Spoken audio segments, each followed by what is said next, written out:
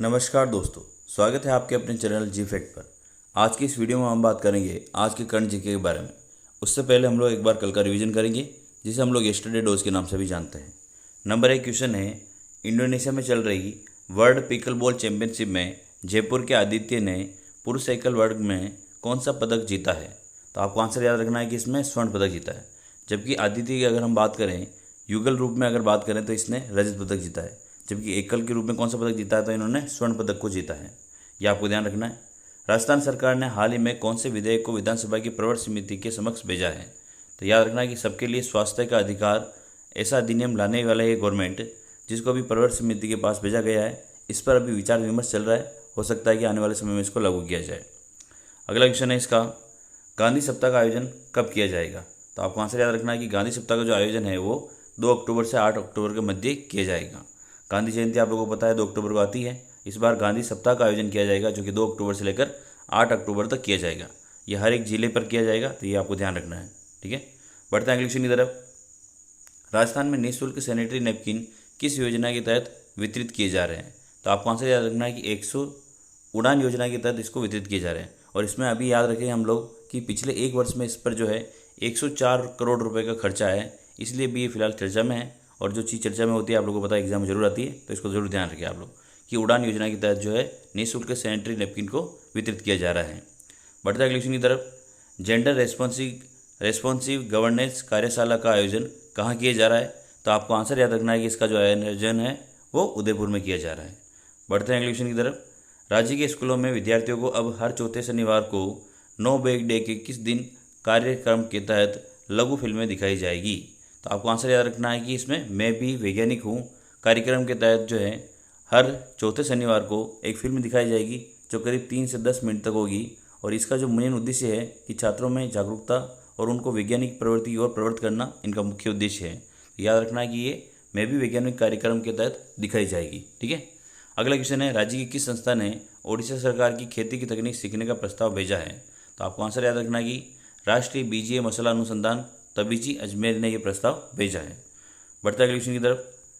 2023 तक राज्य में 126 अम्बेडकर भवनों का निर्माण किस स्तर पर किया जाएगा? तो आपको आंसर याद रखना है कि पंचायत समिति स्तर पर जो है 126 अम्बेडकर भवनों का निर्माण किया जाएगा। ठीक है, ये अभी जो विधानसभा सत्र चल रहा है उसमें एक क्वेश्चन पूछा गया था, उसके तहत इसका आंसर दिया गया है कि 126 अम्बेडकर भवनों का निर्माण किया जाएगा। बढ़ते अगले क्वेश्चन की तरफ। इसमें अगला क्वेश्चन इसका, हाल ही में राजस्थान माल और सेवा कर संशोधन विधेयक 2022 कब पारित हुआ है? तो आपको आंसर याद रखना है कि 22 सितंबर को इसका पारित किया गया है। अगला क्वेश्चन है, एमएसएमई इकाइयों की स्थापना और प्रवर्तन के लिए अनुमोदन और निरीक्षण में 3 वर्ष की छूट प्रदान की गई थी, जिसे बढ़ाकर अब कितना कर दिया गया है? तो इसका आंसर होगा 5 वर्ष कर दिया गया है। अगर आपको वीडियो पसंद आ रहा हो तो वीडियो को एक बार प्लीज़ लाइक कर दें। मैं आपके लिए रोज़ नए क्वेश्चन लेकर आता हूँ। इन नए क्वेश्चन को ढूंढने में मुझे काफ़ी वक्त लगता है, तो एक बार प्लीज़ वीडियो को लाइक जरूर कर दें। इस वीडियो का लाइक टारगेट हमने रखा है मात्र 15 लाइक, जो कि आप लोग मेरे लिए कर ही सकते हैं। बढ़ते हैं अगले क्वेश्चन की तरफ, जो कि आज के करंट जीके क्वेश्चन है। मोस्ट इंपोर्टेंट क्वेश्चन लेके आया हूँ मैं। काफ़ी सर्च करने के बाद मुझे ये क्वेश्चन मिले हैं। हाल ही में गौरी महाकुंभ का आयोजन कहाँ किया गया है? तो आपको आंसर रखना है कि इसका जो आयोजन है वो उदयपुर में किया गया है। और आप हमें टेलीग्राम पर भी फॉलो कर सकते हैं। टेलीग्राम चैनल जो है मेरा जी फैक्ट एंड मोटिवेशन के नाम से। साथ ही आप मुझे इंस्टाग्राम और फेसबुक पर भी फॉलो कर सकते हैं।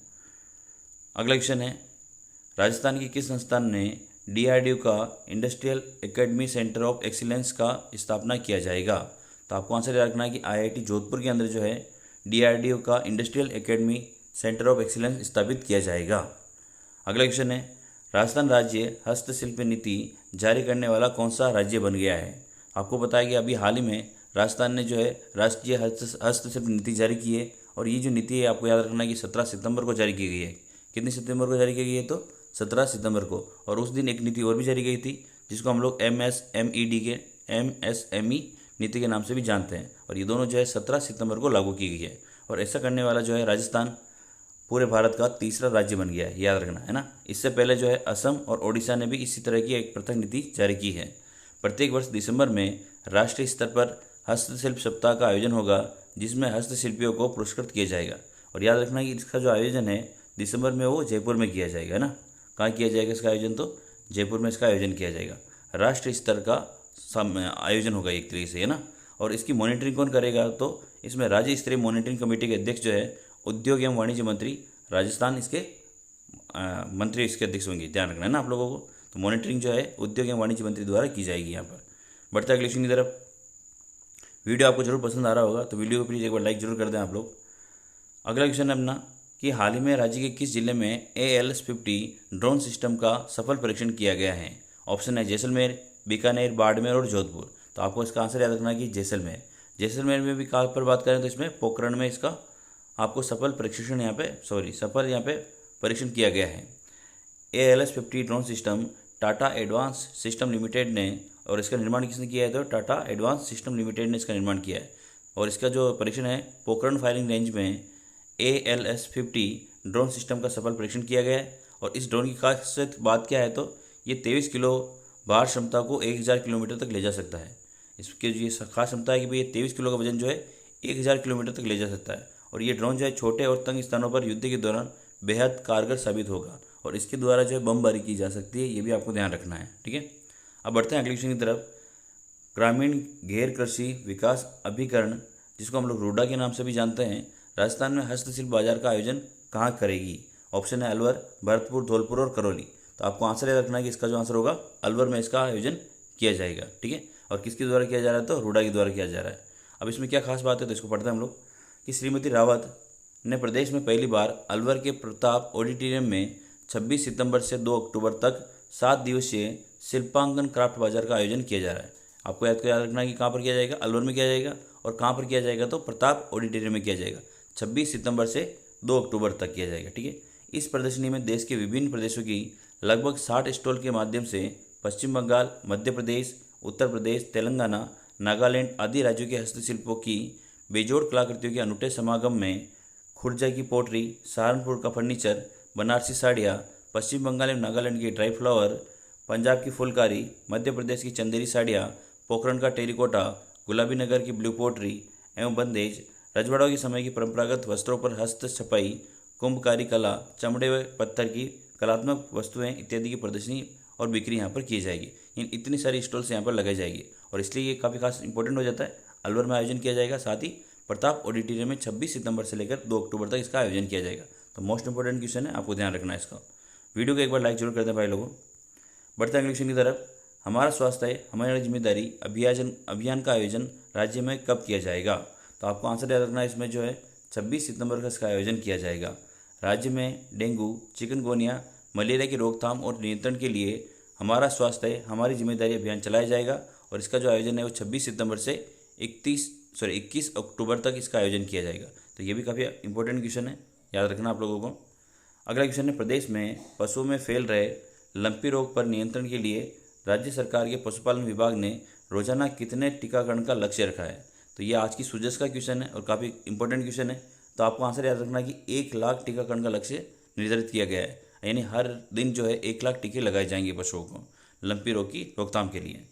अगला क्वेश्चन है, दिल्ली की इंडिया इंटरनेशनल सेंटर की तर्ज पर राज्य के किस जिले में राजस्थान इंटरनेशनल सेंटर बनाया जाएगा। ऑप्शन है जयपुर, जोधपुर, अजमेर और भीलवाड़ा। तो आपको आंसर याद रखना है कि इसमें जो है जयपुर पर यहाँ पर निर्माण किया जाएगा। इस परियोजना की कुल लागत कितनी है तो 130 करोड़ रुपये इसकी लागत आएगी।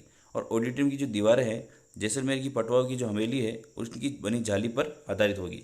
तो ये काफ़ी इंपॉर्टेंट क्वेश्चन हो जाता है क्योंकि जो है दिल्ली के इंडिया इंटरनेशनल सेंटर की तर्ज पर बनाया जा रहा है, जो कि राजस्थान इंटरनेशनल सेंटर है और इसकी स्थापना कहाँ होगी तो जयपुर में होगी। काफ़ी इंपॉर्टेंट क्वेश्चन है, वीडियो को एक बार प्लीज़ लाइक कर दें आप लोग। अगला क्वेश्चन है अपने कि 9 सितंबर 2022 को जारी इंदिरा गांधी शहरी रोजगार गारंटी योजना में सरकार ने कितने दिनों के रोजगार की गारंटी का प्रावधान किया है।